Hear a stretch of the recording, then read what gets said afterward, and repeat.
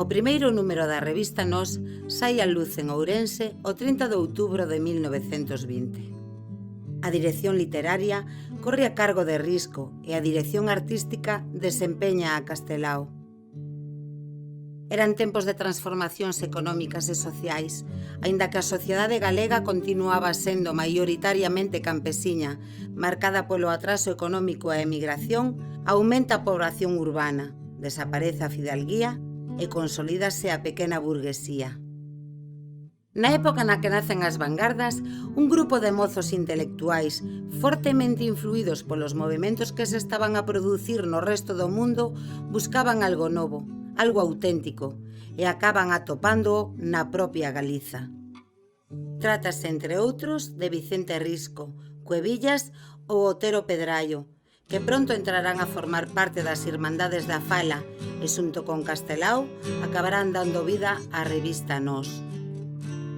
Nós, pronome identificador do pobo galego, é a denominación homónima do álbum de estampas que Castelao elaborou entre 1916 e 1918, divulgadas posteriormente por toda Galiza e editadas en Madrid en 1931. Nós designará tamén ao grupo de escritores, artistas e políticos nacionalistas que van cumprir eficazmente en múltiplos campos de actuación os mandatos das Irmandades da Fala e máis da primeira Asamblea Nacionalista Galega.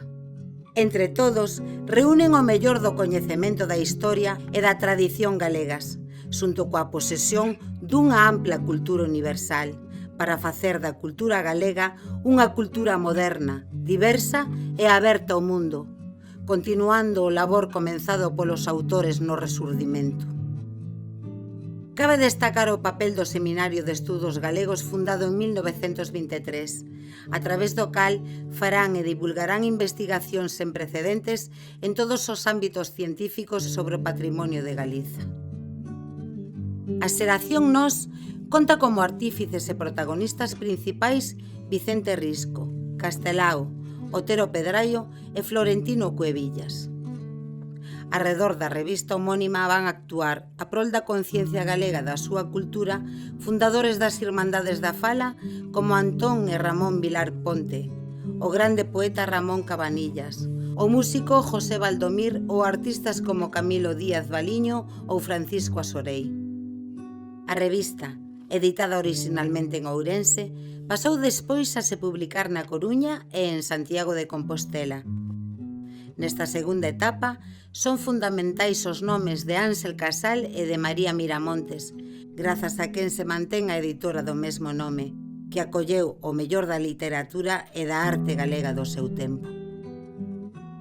O magisterio e o prestixio daqueles fundadores foi decisivo para o labor da nova xeración de políticos e creadores galegos, con nomes tan relevantes como os de Eduardo Blanco Amor, Fermín Bouza Brei, Carlos Maside ou Ricardo Carballo Calero.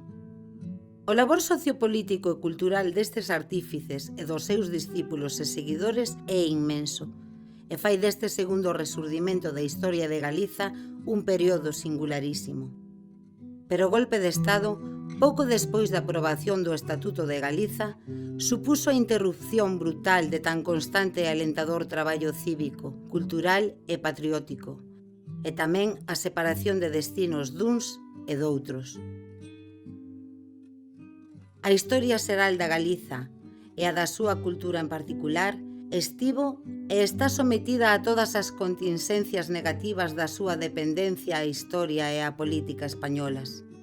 É por isto que cobra un valor extraordinario o insente traballo de significación cívica e cultural da xeración Nós. Lembra Otero Pedraio moitos anos despois, naquel intre, cando tan poucas cousas tiñamos había que facelo todo. Viaxar, botar discursos, escribir nos xornais, estudar xeografía, etnoloxía, historia da nosa terra que estaba sen escribir. O que non se podía era estar calados e quedos, porque o tempo xa daquela loitaba contra de nós. 100 anos despois do nacemento da revista Nós e da xeración a que deu nome, somos herdeiros e debedores dun legado que marcou a nosa cultura e que segue vivo e Vicente,